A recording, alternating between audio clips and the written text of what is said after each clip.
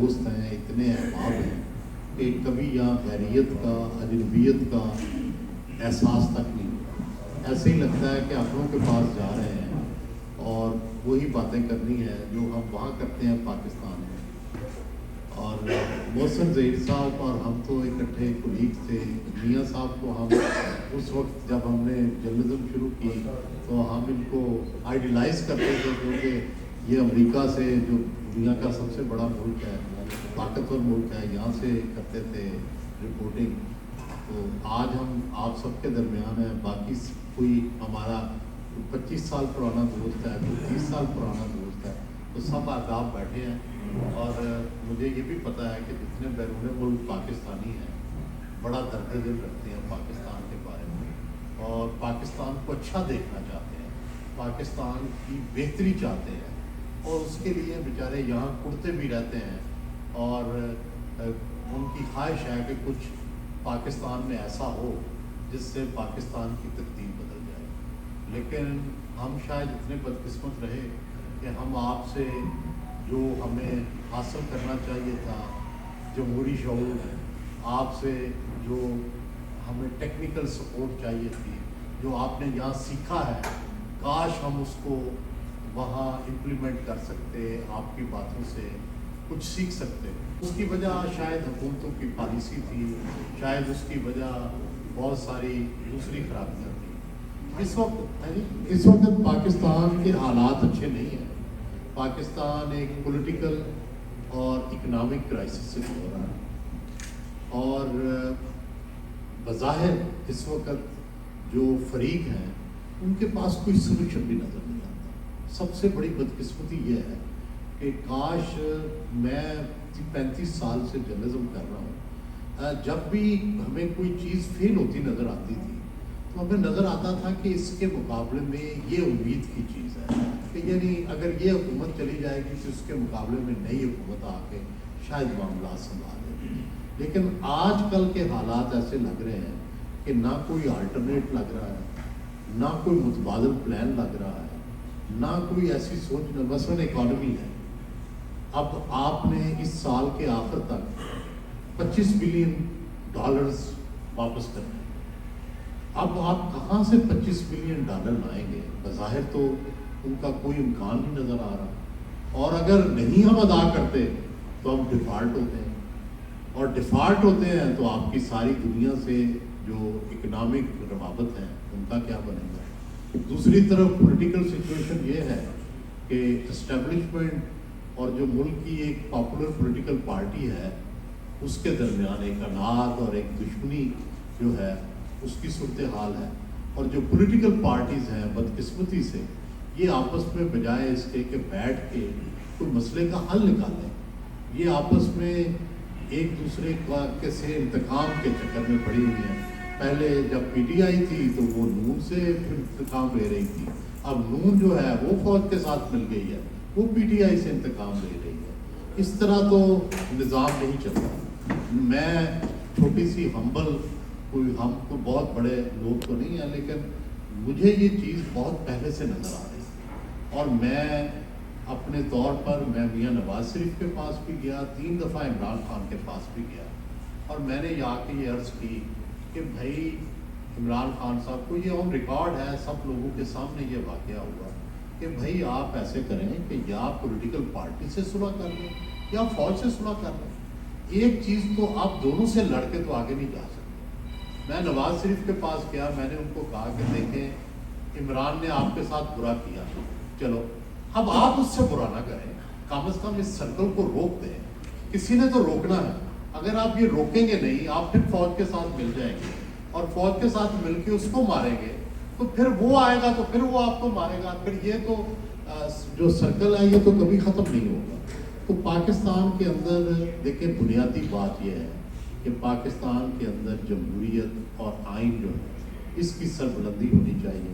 मैं जब से अमेरिका में आ रहा हूँ, बदकिस्मती से पहली दफ़ा जब आना शुरू किया तो उस वक्त मार्शल लॉ लगा हुआ था, तो हम उस वक्त भी यही कहते थे कि जमहूरियत बहाल होनी चाहिए, आइन बहाल होना चाहिए।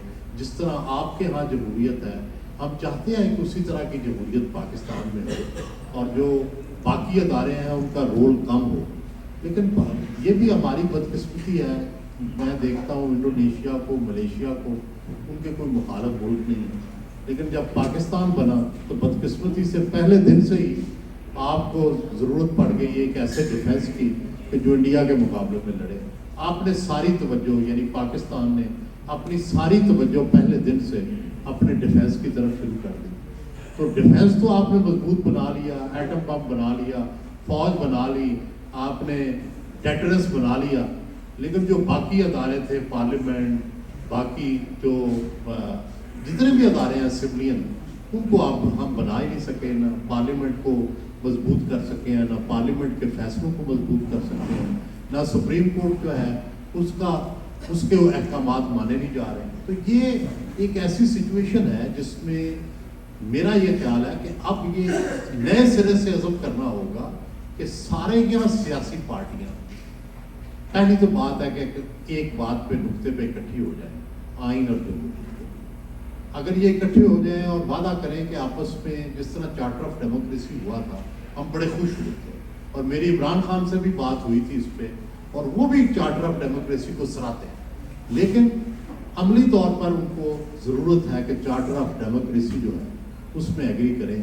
اور ماضی میں جو ان کی محبت تھی اسٹیبلشمنٹ کے ساتھ کہ اسٹیبلشمنٹ کو رول ادا کرنا ہے, یا اب نواز شریف کی جو محبت ہے اس کو ختم ہونا چاہیے, سولین اداروں کو کام کرنے دینا چاہیے, اور پاکستان میں ایک شفاف جمہوری الیکشن ہونا چاہیے.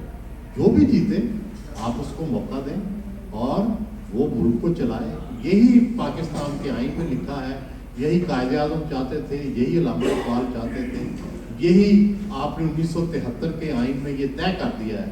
اور پاکستان وہ پہلا ملک تھا اسلامی دنیا میں جس نے یہ طے کیا کہ اسلام اور جمہوریت اکٹھے چلیں گے.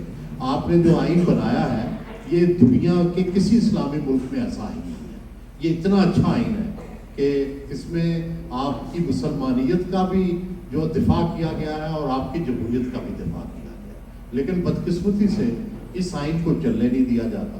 کبھی آئین کے جو تحت ادارے ہیں, کبھی سپریم کورٹ کے احکامات نہیں مانے جاتے, کبھی پارلیمنٹ کے احکامات نہیں جانے جاتے. تو یہ اس ڈائیکاٹمی کو, اس کو ختم کرنا ہوگا, اور اس کا واحد حل دنیا میں یہ ہے کہ جب آپ کے پاس ایک آئین ہوتا ہے تو وہ ہر چیز پر جواب ہوتا ہے. آپ آئین پہ چلیں, باقی مسئلے تو سارے جو ہیں وہ ثانوی رہ جائیں گے.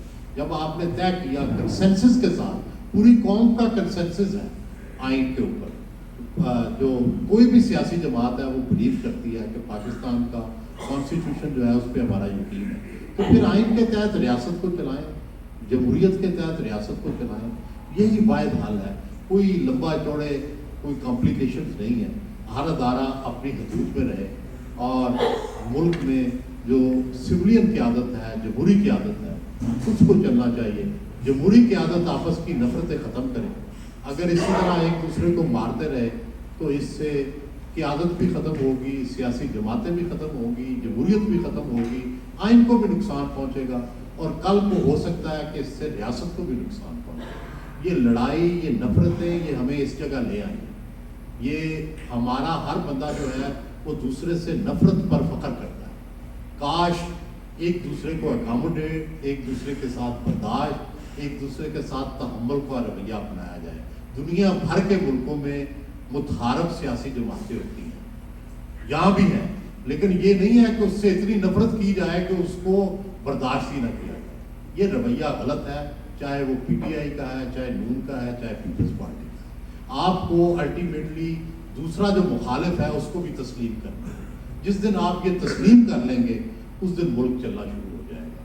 یہ جو ہم نے عدم برداشت, ایک دوسرے کو تسلیم نہ کرنے, میں اس کا مینڈیٹ نہیں مانتا, وہ میرا نہیں مانتا, اس طرح تو ملک نہیں چل سکتا. آپ نے ہر ایک کو جتنا اس کا مینڈیٹ ہے, جتنی لوگ اس کو ووٹ دیتے ہیں, آپ اس کو مانیں, اور جب آپ مانیں گے تو پھر اکاموڈیٹ کریں گے. برطانیہ میں آپ دیکھیں, امریکہ میں دیکھیں, لوگ ووٹ ایک دوسرے کے مخالف ڈالتے ہیں, لیکن اس کے بعد حکومت چلتی ہے, چلتی رہتی ہے. آپ بھی چلنے دیں. ہمارے یہاں دھرنے شروع ہو جاتے ہیں, ہمارے یہاں لانگ مارچ شروع ہو جاتے ہیں, ہمارے یہاں عدالتیں مداخلت شروع کر دیتی ہیں. تو یہ سارا اسی سے پاکستان کی ڈسٹیبلٹی اور پاکستان اس نظام تک پہنچا. میرا یہ خیال ہے, میرا تو پختہ ایمان ہے کہ پاکستان کے مسائل کا حل آئین پر عمل کرنے میں ہے, جمہوریت پر عمل کرنے میں ہے, سویلین اداروں کی بحالی میں ہے, اور اسٹیبلشمنٹ جو ہے اس کو بھی یہ سمجھنا چاہیے کہ بھائی کوئی دنیا کا ملک جو ہے وہ نہ اسٹیبلشمنٹ کے بغیر چل سکتا ہے اور نہ اسٹیبلشمنٹ کو اتنی طاقت دے کر چل سکتا ہے. اس کی وجہ یہ ہے کہ جب اکانومی نہیں ہوگی تو آپ ڈیفینس کے لیے پیسے کہاں سے لائیں گے؟ اگر آپ کا ٹرسٹ نہیں ہوگا لوگوں کا آرمی پر تو آرمی لڑے گی کیسے؟ تو اس لیے ہر ادارے کا آئین کے اندر جو ہے ایک پورا بتایا گیا ہے کہ وہ کن حدود میں رہے, اس حدود سے جو بھی نکلے میرا خیال ہے اس کی مخالفت کرنی چاہیے. اور سیاسی جماعتوں کو خاص کر, میں تو جیسے میں نے بتایا کہ میں خان صاحب سے بھی 3 دفعہ ملا, نواز شریف سے بھی ملا, میری اب بھی خواہش ہے کہ کوئی پولیٹیکل کنسنسس ڈیولپ ہو الیکشن کے بارے میں, کیسے الیکشن ہونے ہیں, سب نے ماننا ہے ان الیکشنوں کو, شفاف کیسے ہوں, کس طرح سے ان کو یقینی بنایا جائے. اب اگر ایک پارٹی فوج کے ساتھ مل جائے گی, دوسری پارٹی کو فوج مارنا شروع کر دے گی, یہ تو کوئی الیکشن نہیں ہوگا. یا جس طرح 2018 میں ہوا کہ فوج PTI کے ساتھ ملی ہوئی تھی اور وہ نون کو مار رہی تھی, یہ بھی کوئی الیکشن نہیں.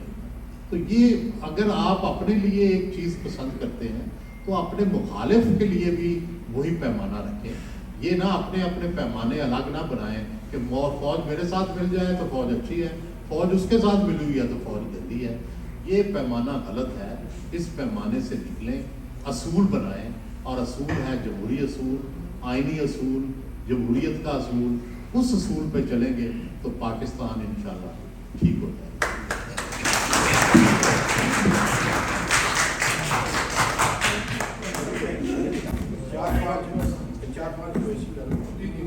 تو جیسے بات کی تھی, کوئی آپ میں سے کوئی بات کرنا چاہے, مختصر کوشچن ہے تو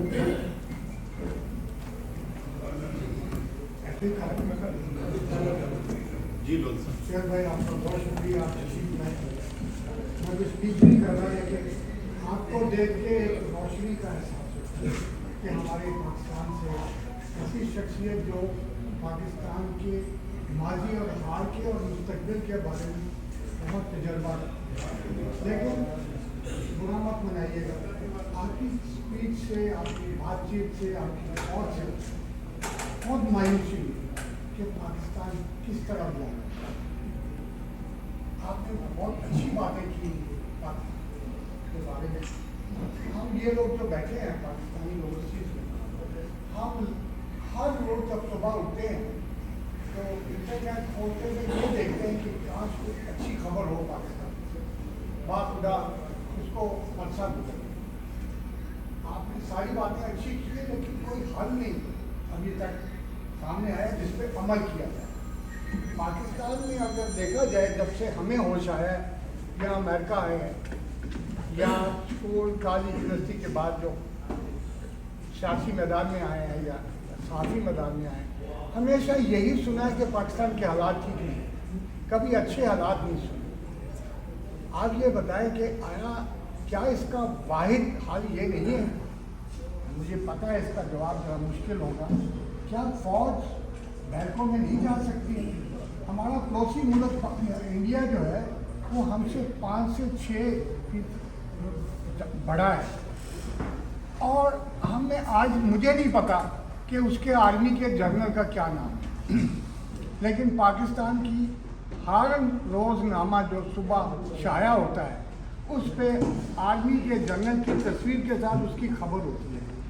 یہ کب ختم ہوگا یہ سلسلہ؟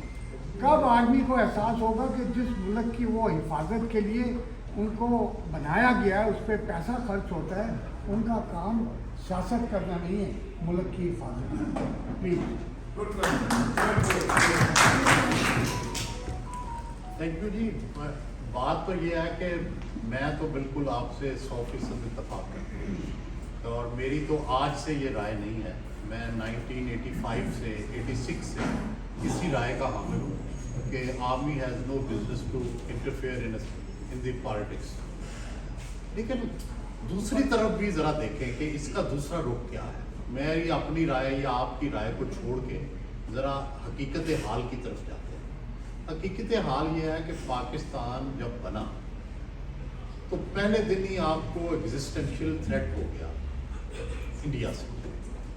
آپ نے اپنی پہلی پرائورٹی ہی پہلے دن سے طے کر لی کہ ہم نے اپنے ڈیفنس کو مضبوط کرنا. چنانچہ اس میں تو آپ کامیاب ہو گئے, آپ کی فوج بڑی مضبوط ہے, آپ نے ایٹم بم بنا لیا, آپ کی فوج جو ہے وہ بڑی امیر ہے, آپ کی فوج بڑی اچھی مینج کرتی ہے. لیکن سوال یہ تھا کہ جو دوسرے شعبے تھے وہ سارے اگنور ہو گئے. نہ پارلیمنٹ جو تھی اس کو اختیار ملا, نہ سپریم کورٹ طاقتور ہو سکی, نہ دوسرے سویلین ادارے ہو چکے. تو یہ اس کرائسس کا ہم ابھی تک شکار ہیں. سوال یہ ہے کہ کیا پاکستان کے لوگ ذہنی طور پر, یا آپ جو اوورسیز بھی ہیں, کیا آپ ذہنی طور پر اس تبدیل ہو چکے ہیں؟ پہلے تو آپ سب لوگ ہی اوورسیز پاکستانی ہی ایٹم بم کے دھماکے پر خوشیاں مناتے تھے. آپ ہی سب لوگ جو تھے وہ سارے پاکستان آرمی اگر ایک جہاز گرائے تو آپ خوش ہوتے تھے. ابھی نندن کو جو ہے وہ آپ جو ہے اس پہ خوشیاں مناتے تھے اس کی گرفتاری پہ, اور آپ جو ہے سارے پالیٹیشنز کو کرپٹ قرار دیتے تھے. آپ جمہوریت کے جو گرا کے جو ڈکٹیٹر آتے تھے آپ ان کا استقبال کرتے تھے اور ان کو کہتے تھے کہ سب کو ٹانگ دیں. تو کیا اس سوچ میں کوئی تبدیلی آئے؟ پہلے تو آپ اپنے ذہن میں یہ تبدیلی لائیں کہ ہاں پاکستان کا نظام جو ہے وہ آئین اور جمہوریت کے تحت چلنا ہے. کسی تیسری فورس کو, فوج کو یہ اختیار نہیں ہے, نہ احتساب کا, نہ سیاست دانوں کے پیچھے لگنے کا, نہ ان کو قیدوں میں ڈالنے کا. یہ اصول طے کریں اور پھر سارے اس پہ مانے نا. اب ہوتا یہ ہے کہ جب نواز شریف جیل جاتا ہے تو پی ٹی آئی والے تالیاں بجاتے ہیں, جب عمران جیل جاتا ہے تو نون والے تالیاں بجاتے ہیں. بس یہ بدقسمتی ہے ہماری کہ سیاست اس طرح بٹی ہوئی ہے کہ بجائے اس کے کہ اصولوں پہ چلیں. بھائی اگر آپ سارے جمہوریت کے متوالے ہیں تو جمہوریت کو تو محفوظ کریں, آپ پارلیمنٹ کو تو محفوظ کریں, آپ اپنی پولیٹیکل کلاس کو تو محفوظ کریں. اب بدقسمتی یہ ہے کہ پولیٹیکل کلاس اتنی بدنام ہو چکی, اتنا بدنام ہم نے کر دیا ایک دوسرے کو کہ اب پولیٹیکل کلاس کا کہ ڈس بلیف میں کس کو فائدہ پہنچتا ہے؟ اسٹیبلشمنٹ کو. جب آپ پولیٹیکل کلاس کو کنڈیم کرتے ہیں تو فائدہ کس کو ملتا ہے؟ آپ فائدہ ملتا ہے دوسرے اداروں کو جو پالیٹیشنز کو دبانا چاہتے ہیں. تو بنیادی بات تو یہ ہے کہ سوچ کے اندر اس تبدیلی کی کہ پاکستان کو اب ایک سیکورٹی اسٹیٹ نہیں, پاکستان کو اب ایک فلاحی ریاست بنانا ہے. پاکستان کو اپنے جو دنیا سے جھگڑے ہیں ان کو نئے سرے سے دیکھنا ہوگا. تو یہ سارے وہ سوالات ہیں جو اب آنے والے دنوں میں ہمیں آپس پہ کرنے ہوں گے اور اس کا کوئی حل نکالنا. یہاں دیکھیں, یہاں سارا گلدستہ بیٹھا ہوا ہے, میں بھی کہ وہاں نہیں بیٹھ سکتے سیاستدان سارے.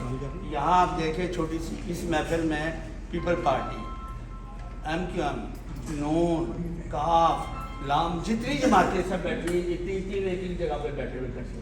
لیکن بدقسمتی یہ ہے کہ وہاں کٹھے نہیں بیٹھتے.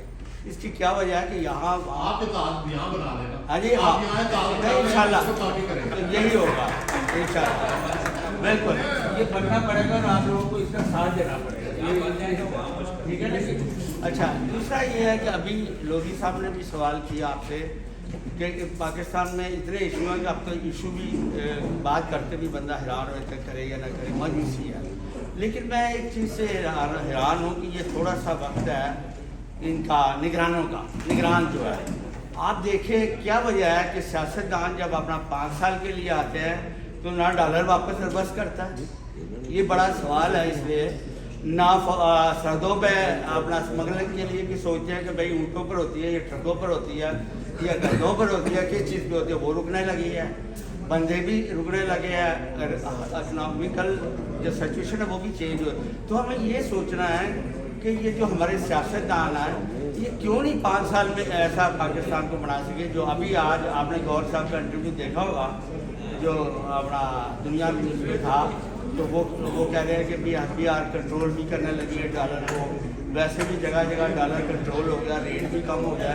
تو میرا یہ آپ سے ایز اے سینئر صحافی اور ایک دوست کے, اور میرا تو آپ سے ایک اور رابطہ بھی ہے, ایک صحافت کا بھی ہے, اور ایک میں آپ کی کلب کا ممبر بھی بننے لگا ہوں. میری کتاب بھی آ رہی ہے اگلے مہینے, تو ہم بک کے حساب سے بھی ایک آپ کے ممبر ہیں. تو مجھے یہ بتائیں کہ کیا وجہ ہے کہ جو 5 سال والے کرتے ہیں چھوٹے سے ہیں जो 3 महीने वाले हैं जिन्होंने 2-3 महीने में इलेक्शन कराना, ये कैसे कंट्रोल कर रहे हैं? वो क्या चीज़ है? देखिए जी, गुजारिश है कि हमने पाकिस्तान में कोई तजर्बा ऐसा नहीं है जो ना किया। हमने 4 मार्शल लगाए, ठीक है। और जब पहला मार्शल लगा 1958 में, तो उस वक्त भी ऐसा ही हुआ था कि दुकानों के ऊपर जालियां लग गई थी, चूने फिर गए थे, सफाइयाँ हो गई थी और ऐसे लगता था पाकिस्तान तब्दील हो गया। लेकिन जब अयूब खान गए तो पता चला कुछ तब्दील नहीं हुआ। फिर ज़ियाउल हक आए तो उस वक्त भी ऐसा लगा कि पाकिस्तान अब बिल्कुल बदलने लगा, इस्लाम आ जाएगा, ये हो जाएगा। लेकिन जब वो गए तो पता चला क्लाशन प्रूफ दे गए हैं, हमें पता नहीं क्या क्या बुराइयाँ दे के चले गए, हेरोइन दे गए। तो बुनियादी देखो, आप अमेरिका में रहते हैं, आप बाहर की दुनिया, यहाँ क्या सिस्टम है कि आप आइन के मुताबिक, आप एक मुल्क के कानून के मुताबिक चलते हैं सारे, और वही रास्ता होता है। ये बड़ा आसान है, कोई मुश्किल नहीं है। और पाकिस्तान का तो रिटन कॉन्स्टिट्यूशन है, एक एक चीज़ के बारे में लिखा हुआ है कि अगर ये हो जाए तो ये होगा, अगर ये हो, और बड़ा सारे लोग उसकी तारीफ करते हैं। और फौज भी उस कॉन्स्टिट्यूशन का हलफ उठाती है। आपको पता है कि हर आर्मी अफसर जिस वक्त अफसर बनता है तो उस दिन वो ये हलफ लेता है कि मैं इस आइन की पाबंदी करूँगा और इस आइन के खिलाफ कुछ नहीं करूँगा। और उस हलफ के मुताबिक ये है कि आप पॉलिटिकल गवर्नमेंट जो है उसके अहकामात को फॉलो करें। लेकिन बदकिस्मती से हलफ का ये जो पार्ट है इस पर अमल नहीं हो सका, और जो खिलाफ वर्जी भी होती है उस पर सजा भी नहीं हो सकी। अब जो जनरल मुशर्रफ को अदालत ने एक ने सजा दी, लेकिन फिर उसी अदालत ने, फौज ने उसको इम्प्लीमेंट नहीं होने दिया। तो ये भी आपके सामने है, फौज भी हमारा अदारा है। देखो इकबाल खोखर साहब, गुजारिश ये है कि ये भी नहीं कर सकते कि फौज को हम कंडेम करना शुरू कर दें। वो मुल्क का दिफा है, हर मुल्क के अंदर फौज मौजूद होती है, यहाँ भी पेंटागन है। लेकिन सवाल है कि सिर्फ इख्तलाफ है उसके सियासी रूप से, फौज से बताते खुद कोई इख्तलाफ नहीं। लेकिन फौज को इलेक्शनों में फौज का क्या काम, फौज का सियासत में कोई दखल नहीं। तो मेरी तो सिर्फ ये राय है कि फौज हमें बड़ी प्यारी है, बहुत उसका हमें अदब है, लेकिन फौज का सियासत से जो तल्लक है वो टूटना चाहिए। और ये टूटेगा तब जब आप ये तय करें कि चाहे फौज मेरी मदद में आए या मेरे मुखालफ की मदद में आए, दोनों गलत है।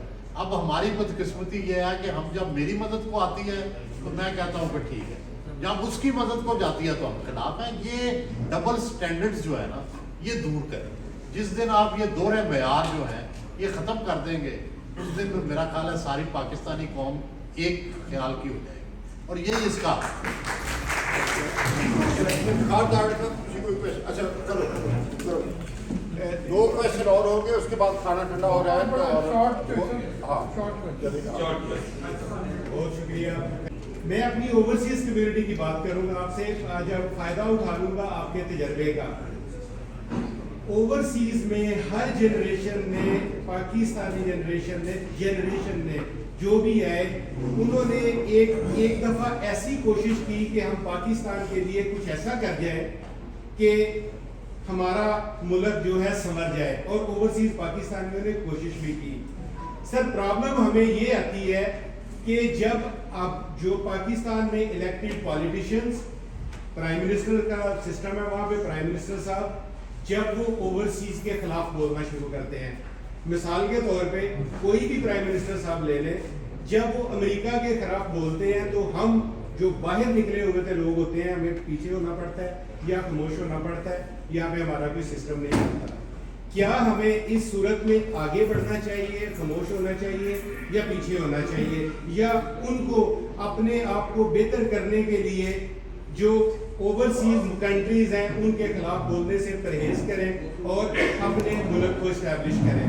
सर इसके साथ दूसरा एक रेलिवेंट छोटा सा सवाल ये है कि पाकिस्तान के यंगेस्ट वजीर खारजा बिलावल भुट्टो जरदारी साहब, उन्होंने जो अपना दौर गुजारा है, आपकी नजर में उनका आने वाला मुस्तकबिल आप क्या देखते हैं?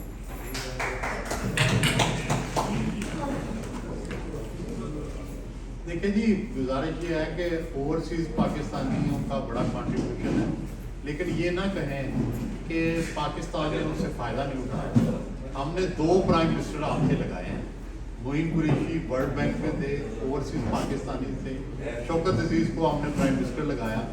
2 प्राइम मिनिस्टर जो हैं हमने आपको दिए और कोशिश की कि वो पाकिस्तान के मसाइल का हल जो है वो ओवरसीज़ से के ज़रिए आए। फिर हमने जो 2018 का इलेक्शन है ये भी सारे ओवरसीज़ की ख्वाहिशात के मुताबिक पीटीआई को लेके आए।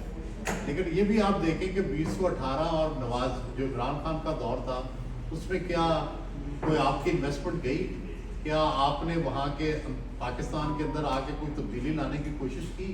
तो देखें, सारा ब्लेम हम पे ना डालें, कुछ ओवरसीज़ पे भी ब्लेम डालने दें। और ओवरसीज़ भी जज्बाती तो बड़े हैं, जितने लोग हैं वो वजीर बनना चाहते हैं या प्राइम मिनिस्टर बनना चाहते हैं या तस्वीरें उतारना चाहते हैं। कोई आके हेल्थ के डिपार्टमेंट में काम नहीं करना चाहता, कोई आके गांधी और नेहरू की तरह गलियां साफ नहीं करना चाहता, कोई आके कायद आज़म की तरह 10 साल जो है वो मुस्लिम लीग की खिदमत नहीं करना चाहता। तो आप यहाँ से बैठ के हमें हल तो बड़े देते हैं, लेकिन प्रैक्टिकली जो है वो इस काबिल नहीं होते कि वो हल दिए जाए।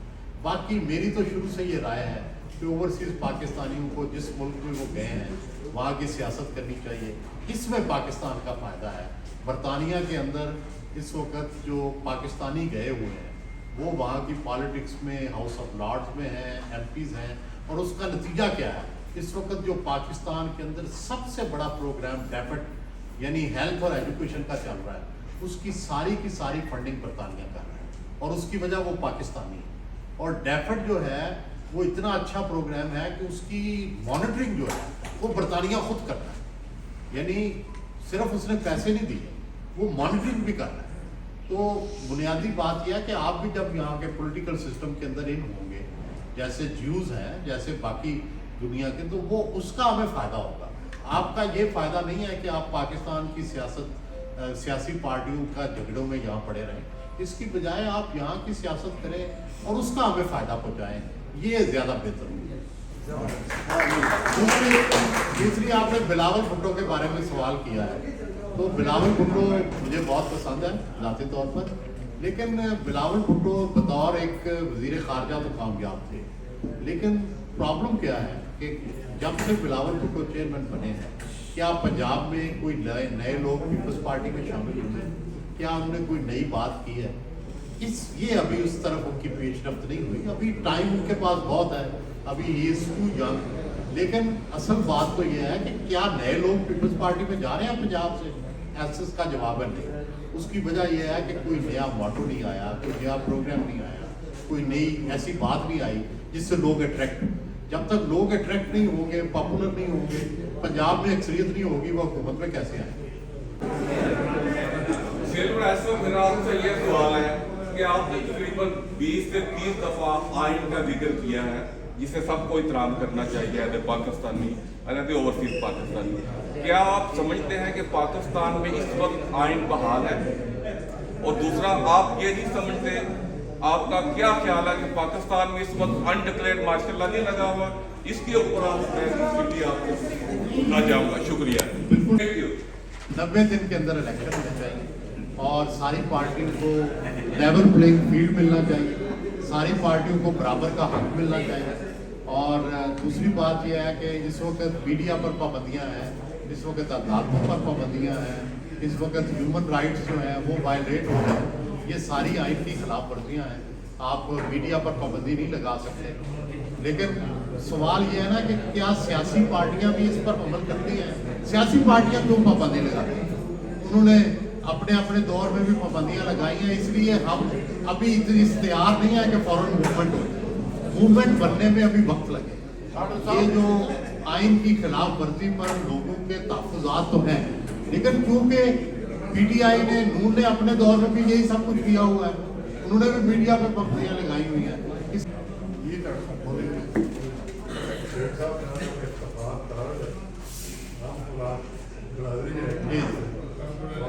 मैं चूँकि कुछ पाकिस्तान की हिस्ट्री में बात करना चाहता हूँ कि जब पाकिस्तान बना, मेरे तो पैदाइश पाकिस्तान बनने के बाद ही हुआ, लेकिन अयूब खान के दौर में वो आर्मी का था, डिक्टेटर था, डिक्टेटर था, लेकिन उसने काम अच्छे किए। उसके दौर में तमाम पाकिस्तान के तमाम गाँव में बिजली पहुँचाई गई, जिसका जिक्र हम नहीं करते क्योंकि वो उसके पीछे बैकअप लगे हैं। अब उसके पास कई लोग अच्छे भी आए आर्मी में, कई बुरे भी आए। उस अयूब खान ने 2 आइन दिए, 1956 का भी, 1963 का भी। फिर हमारे जो सियासी लीडर जो थे सरकार के उसका सिक्का आइन पास किया 1973 का। उस वक्त तक हम फौज को अच्छे समझते थे, बहुत अच्छी थी। लेकिन अब जो अंधेर नगरी पाकिस्तान में है, जो देर एक में 5 मिनट फिर खाना खाना, जो इस वक्त अंधेर नगरी पाकिस्तान में है, कि लोगों को बगैर पर्चे के, बगैर किसी कानूनी चीज के, बगैर FIR के गिरफ्तार नहीं करते, छुपा लेते, अगवा कर रहे, बहुत बड़ा जुर्म है। और जो बेसिक चीज है इनको तो पाबंद कर रहे हैं, और इस सिलसिले में हम सब बेबस हैं।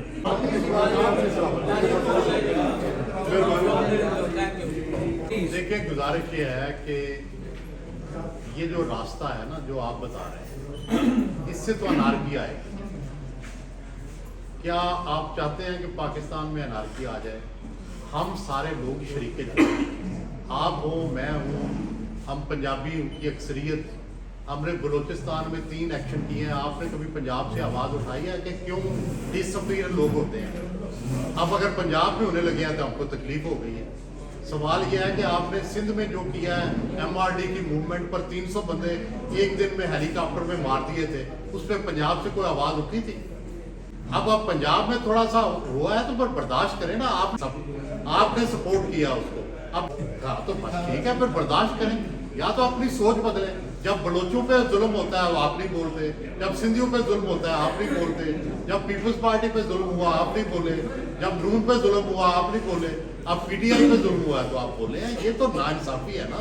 सबके लिए एक असूल बनाए, सबके लिए एक असूल बनाए, असूल एक बनाए कि भाई जिसके साथ भी ज्यादती होगी उस पर हम बोलेंगे, चाहे वो बलोची हो चाहे सिंधी हो, उनको आप बेवतनी नहीं मानते। बलोचिस्तान में 3 फौजी ऑपरेशन हो चुके हैं, उनका क्या कसूर है बेचारों का?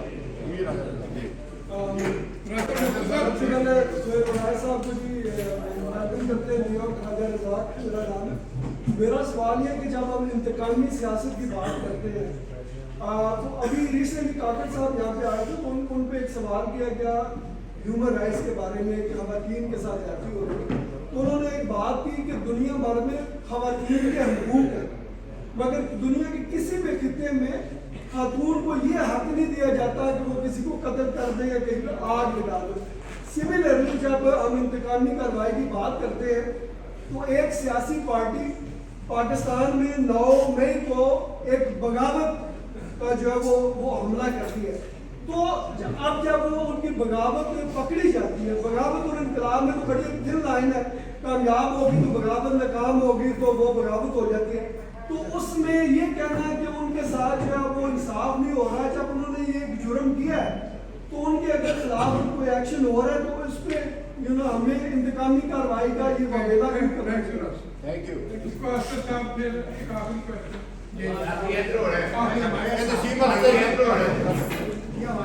क्वेश्चन मेरा नाम नसीम खान है, मैं करता हूँ ओवरसीज पाकिस्तानी राइट्स ग्रुप। पिछले 40 साल में जितनी भी हुकूमतें रही हैं, नून लीग की, पीपल्स पार्टी की या PTI, सब ने ये ओवरसीज पाकिस्तानियों से वादे किए कि आपके जितने भी इश्यूज है पाकिस्तान, इनको मतलब देखा जाएगा, हल किया जाएगा। वोट का हक तो बात हुई, इलेक्शन लड़ने की बात हुई, पाकिस्तानी यहाँ पे ओवरसीज जो रहते हैं इनके प्राप्तियों पे वहाँ पे कब्जे हो जाते हैं, सब ने बातें की हैं, लेकिन करता पड़ नहीं। लेकिन मेरी आपके जरिए मैं चाहता हूँ कि हमारी आवाज़ पहुँचाई जाए कि भाई ये वो पाकिस्तानी इनको आप बैक बोन भी कहते हो, लेकिन साथ में इनको आप सिक्योरिटी रिस्क भी समझते हो। लेकिन IMF के पास वो जो भी बच जाती है के लिए उनकी इतनी मिलते हैं, बल्कि पूरे पाकिस्तान को रैंक आ दिया। अगर आप इन सारे को ओवरसीज पाकिस्तानियों को मना लें, इनके इशू हल करें, इनके मसाइल हल करें, इनको पाकिस्तान में रहने वाले पाकिस्तानियों के बराबर अगर हुकूक दे दी जाए तो मेरा ख्याल ऐसा है कि इस आपको पाकिस्तान में किसी हुकूमत को IMF की जरूरत नहीं कि भाई तेरा दिमाग है जी आपसे दिमाग है। असद चौधरी साहब चौधरी है अमेरिकन पाकिस्तानी पब्लिक अफेयर्स हो रही है। हम ट्राई कर रहे हैं कि यहाँ की कम्युनिटी को अमेरिकन पॉलिटिक्स में इन्वॉल्व किया जाए। जैसे आपने सुनाया कि ब्रिटानिया में जो पाकिस्तानी कम्युनिटी एक्टिव हो गई है, उनके काफ़ी रिप्रेजेंटेशन है, बेल्जियम में रिप्रेजेंटेशन है, यूरोप में। इस तरह हम ये चाहते हैं कि हमारे भाई जो पार्टी पॉलिटिक्स है पाकिस्तान की छोड़ के यहाँ की पॉलिटिक्स में इन्वॉल्व हो, ताकि हम कुछ यहाँ पर पावर हासिल कर सकें। हमारी जनरेशन ख़त्म होने के बाद हमारे बच्चों का इतना ज़्यादा जो है ना लिंक नहीं रहेगा अगर हम निकाल करेंगे।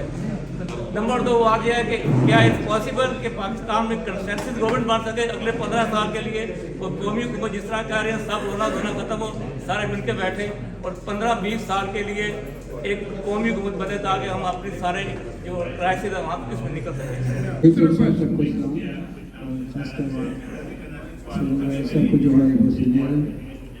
I've been a journalist for 48 years और मैं इस वक्त पाकिस्तान क्रिश्चियन एसोसिएशन को रिप्रेजेंट कर रहा हूँ। मेरे चेयरमैन साहब भी मौजूद हैं यहाँ पे, मुजीब साहब। और मैं इस वक्त मुख्तलिफ तौर पे ये सवाल भी करना चाहता हूँ आपसे, और कहना भी ये चाहता हूँ कि आपने बहुत अच्छा जिक्र किया 1973 के आइन का और जनरल ज़ियाउल हक का भी, लेकिन मुझे अफसोस है कि 1973 के आइन में जो अक़लियतों के लिए कहा गया उस पर अमल दरामद नहीं हुआ। और गुस्सा ये है कि अभी जो जड़वाला का वाक़या हुआ है उसमें आप क्या कहेंगे? देखें जी, मैं तो मेरी तो शुरू से ये राय रही है कि अक़लियतें पाकिस्तान में अक़लियत और अक्सरियत में कोई फ़र्क नहीं होना चाहिए। हम तो जनाब साहब की उस बात के हामी हैं कि you are free to go to temple, you are free to go to mosque. और पाकिस्तान बना ही इस बुनियाद पे था कि पाकिस्तान तो मुसलमान खुद अक़लियत थे, तो अक़लियतों ने अपनी हिफाजत के लिए, अपनी आज़ादी के लिए ये बनाया था। तो दूसरी अक़लियतों के लिए तो सोच रखना कि भाई उनको आज़ादी नहीं है, बिल्कुल गलत है। जड़ावाला का वाक़या हो या कोई और भी वाक़या हो, हम उसको फुली कंडेम करते हैं और इस सोच को भी रद्द करते हैं कि जिसमें अक़लियतों को कोई कमतर समझा जाए।